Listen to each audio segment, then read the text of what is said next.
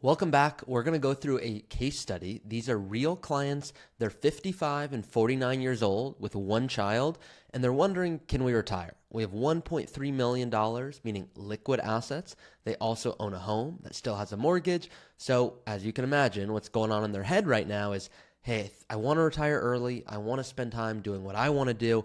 But what about healthcare? And what about the fact that my mortgage is not paid off? And what if I want to do a home remodel? And what if we travel and turn out to love it more than we ever imagined? I don't want to have to go back to work. So this couple is in a spot to make it happen. Now, the big variables are how much do they want to spend? Do they have a tax strategy? Where are their assets? Meaning, is it all in a 401k? Is it in a Roth? Is it a brokerage account? And much more. I'm going to be going through this. It's going to be a ton of fun.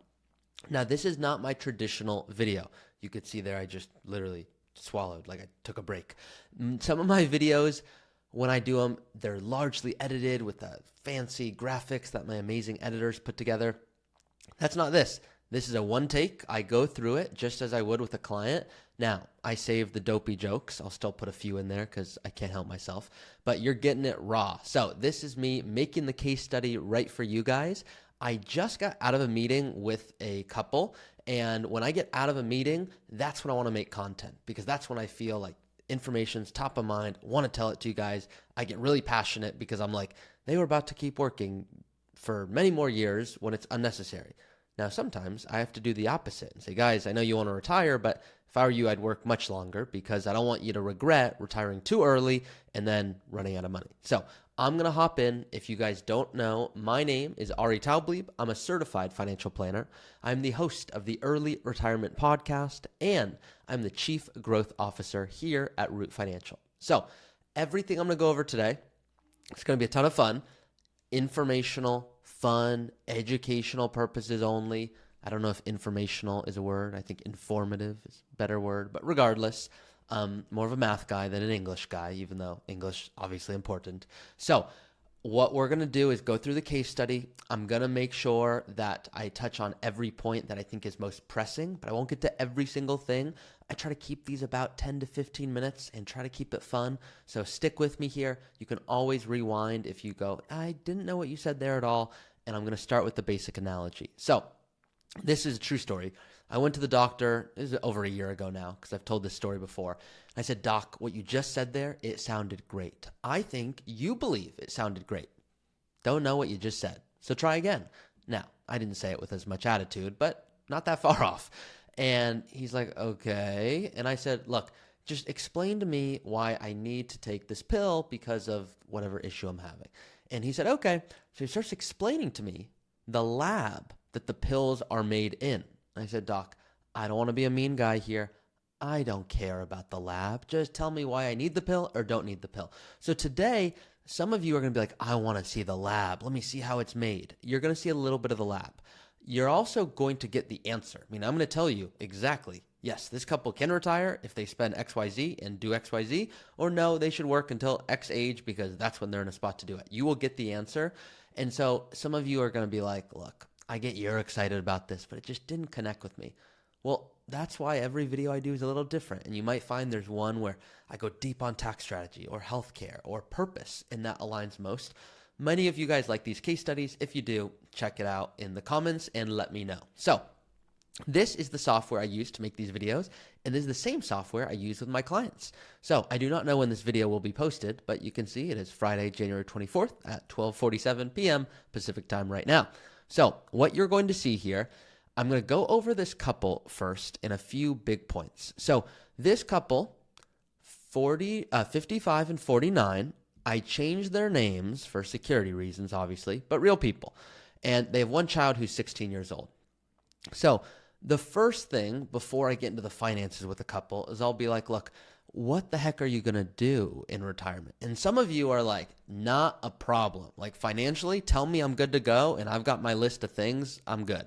Others of you are like, I guess it is going to be weird. Like if I'm not working and my kid's still in high school, it's just going to be like, and there's, stuff obviously that comes along with that. I'm not in that position. So I was going to bring up an analogy, but it wouldn't be applicable. So my point here is, when I look at a couple's financial situation and say you're in a spot to retire, that doesn't mean I say go retire. Obviously, my clients can do whatever the heck they want. But this is me giving them, hey, here's the finances. Now let's talk like humans because we're not robots. So with that being said, here's a breakdown of their assets. Now I will say, this is after they started working with us. So a lot of this is now in the correct position, which is going to make it look better than it really is, meaning before they reached out. So let me show you what I mean. They've got 1.26 in liquid assets. 916,000 is in John's 401k. Now, John's 401k is currently in a 60-40 portfolio. I'm going to show you that in a little bit in more detail. The Roth IRA, which has 215,000, has 100% equities, all growth. And then the joint account, which for those of you, what's the nickname? The superhero account, because it is the best account that people do not talk about, is in a balanced portfolio. So a lot of you guys right now, and this is just something that many of you guys are going to want to know, is what is your overall allocation? So some of you are like, I have a 401k and I want a 60-40 allocation. So the mistake some people make is they go put 60-40 everywhere. 60-40 401k, 60-40 Roth IRA. You don't want to do that. There's asset allocation and asset location. And this is important because this is dictating the growth that we're talking about. So if you have 100% in a Roth IRA, all equities, you could see I'm putting a 9% growth rate on that. Now, the reality is, between you and I, if you look at the S&P 500 overall since 1931, the average return is 10%. So I'm just putting a little bit of a discount on that because I'm a conservative guy and I always want to look at projections conservatively. So you could see a 60-40 portfolio. We're putting a 7.3% return on that. A joint account in a balanced portfolio, 6.8%. The reality is it could do way better than this. It could obviously do worse. I'm just picking some assumptions here. So here's my point. For all of you out there right now, if your Roth IRA is not 100% equities, I would consider shifting that. That's the last account you're going to touch. Now, once again, not financial advice, but for most people, this is what makes sense. A traditional 401k. Okay, are we going to start pulling from this? Because if this guy's going to retire today, John, we need income. What if he's 100% equities? And what if he gets unlucky and markets go down right when he retires? Well, most years you have a 73% chance of being positive. But what if you're unlucky and you retire in the year 27%? You were one of the negative years. You're going to beat yourself up. That's why people have safe assets. Now, do we need 40% in safe assets? That's another conversation. And I have other videos on that. Today, you want to know the answer. Here's what we're working with. 1.3 million in assets. They own a home. They're in Washington State. $850,000 their home, and they've done a good job. They've paid off their mortgage almost. They're still $113,000. So I can already hear some of you commenting, that's not almost. That's still a lot of money. I get it. I get it. This is just, I know them. And so if they watch this video as well, I want them to feel encouraged because they deserve to. They paid down a lot of principal when they knew they could have invested. For example, they asked me, should I have more in this joint account? I was like, financially, yes. Like, you should have a higher mortgage, and you're going to, if this was $300,000-$400,000, that would really change your retirement, but you're not going to feel as confident because you'd have a way bigger mortgage. So there's the financial answer and the emotional answer, and no one's ever come to me over the moon being up $100,000 in a given year.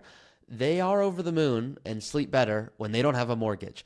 So this person's wondering, should I take this amount of money and go pay off the mortgage entirely? And there's a good argument to do it, but there's also a good argument not to do it. And I'm going to show you that today. So fast forward for a second. This couple, this is the big variable. So John, he doesn't hate his job. He's just over it, if that makes sense. I did a video on this a while ago of like, hey, when you're just fed up because politics change, life changes, he's over it, okay? So he's 55 years old. Jane's 49 years old. And they're both like, do we work 5-6 more years? But what if we could be done now? So this software, by the way, I'm showing right now, all of you guys can go get access to this. It is in the Academy. So if you want to go play around, it's in the description of this video. Literally what I'm showing you, you can go do after this if you want to, or at the same time. So what you're going to see here inside the tool, this is what they're on track for. So here we are. We're 55, 54 based off of when they inputted information. And now you can see, you know, they wanted to see, would we be okay at 96? Now, a big variable here is like, how much do they want to leave behind? Because some people want to leave 2 million to a child or 3 million. If they want to leave 3 million, then I'd say no, that they're not in a good spot. So it depends what's your goal. Some of you are like, no, if they get the home, that's great and that's gravy for them, but I want to spend what I've been working so hard for. Great, cool with me. So the point here, this is assuming they spend $6,000 a month every single month and they retire at 60. Now, what if they stop right now? John stops working. Jane's not working at the moment, so it will not impact the plan. So you can see, guys, they would be okay if they did this. Here we are, 1.3 million. And then all of a sudden, so big drop. Why? Social Security is not there to help out yet. And then all of a sudden, they're on track. As of this, $970,000 would be at age 96. Now, some of you are like, why is this? I mean, that's a big deal. Like, he could stop working at 55, but working one more year helps a lot. So the mistake that a lot of people make is they're like, oh my gosh, so if I work till 57 instead of, 60, which is the original plan, I mean, there's still $2 million at the end. I'm going to do that. And I'm like, great, but don't get in the mindset of, I'm going to work one more year. So just be aware of this, because either you or your spouse know it, and you can be honest with yourself. Are you doing like the, hey, one more bonus, then I'm going to quit. Hey, one more year, then I'm done. Finally, it's this year. Because I see that a lot where people push it back, and that's called goalpost planning. But I would want this couple to go deeper. And so what I mean by that is $6,000 a month or $72,000 a year. Right now they have that and their mortgage, and they're able to meet that through their income because they make $200,000 a year today. But is this like $72,000 a year? They said if they didn't have a mortgage, they felt $72,000 a year is more than enough to do everything they want and more. Great. If that's you, look, they're in a good spot, and they might want to consider retiring legitimately at 55, 56, but we cannot forget about healthcare. And how much is that going to cost until Medicare? Well, if Jane's 49 and John's 55, we've got 10 years for John and 16 years for Jane of potential healthcare. This is a big mistake people make. So this is a couple. They're in Washington. I'm not putting, I have their zip code here, but not their address. And so you can see some people are like, oh my God, what's healthcare going to cost me? $20 million. I put out a video, a big video. If you look up Ari Taublieb Health Insurance, this is one of the most popular videos. Over 160,000 of you guys were like, that's what I'm worrying about, healthcare. So you can check this out if you want.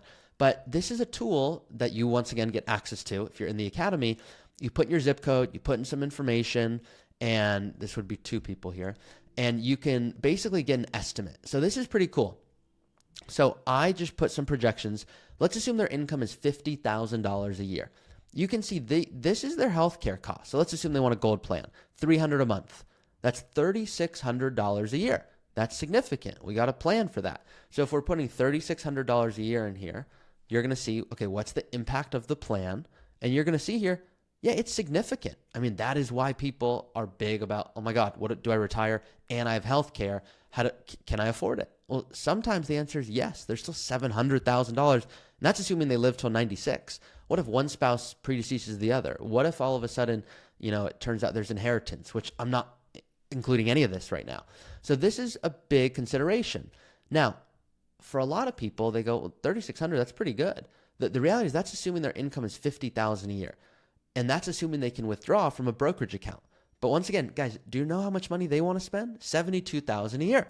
So $72,000 a year, we might need to actually sell $80,000 or $85,000 worth of their 401k. I'll make myself bigger here, so that they can end up with $72,000 after taxes, adjusted for inflation. So maybe their income on paper is more like $85,000 because they're pulling from a 401k. And so you can see here, well, that changes the plan. Now it's way more expenses for healthcare. Their financial subsidy just decreased significantly.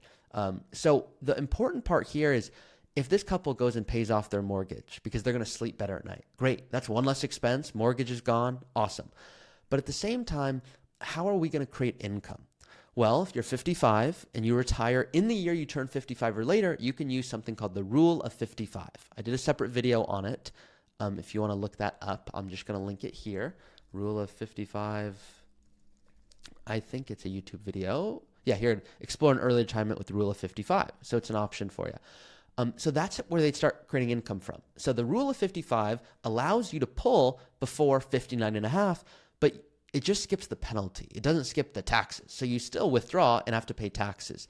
So we need to understand what would our income look like if they had 400,000 in a brokerage account today, instead of having paid down extra principal to the mortgage. If they had 400,000, guys, they would be able to keep their income really low. I mean, they might be able to go sell and pay capital gains.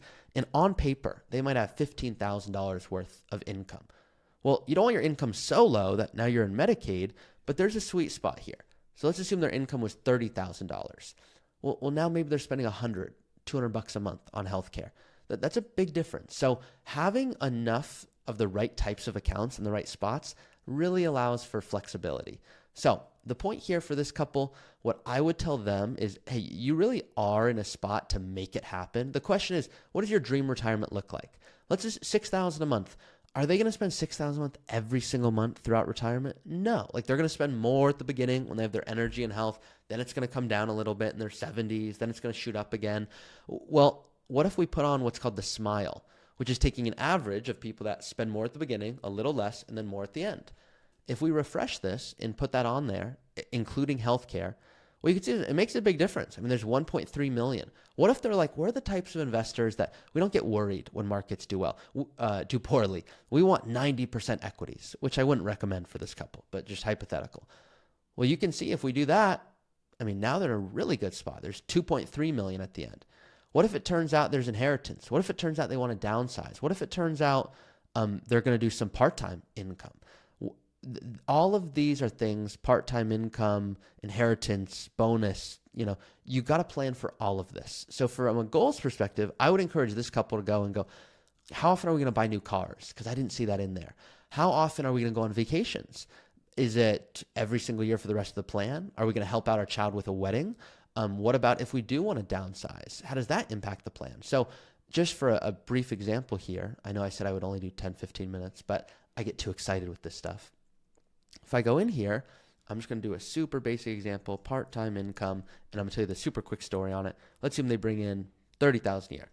John finds a job he loves, and he's going to do it from the day he retires, not forever, but he's going to do it for 10 years. Okay, what impact does that have on the plan? Well, I can click save here. You're not going to see all this, the different tabs I have that made that go very slowly right there. But what you can see, and I hope you realize this right now, he has more money working he has more money retiring at 55 instead of 60, but actually working till 65, just doing part-time income. So he's bringing in $30,000 a year doing something he loves. There's actually more money at the end, $3.2 million.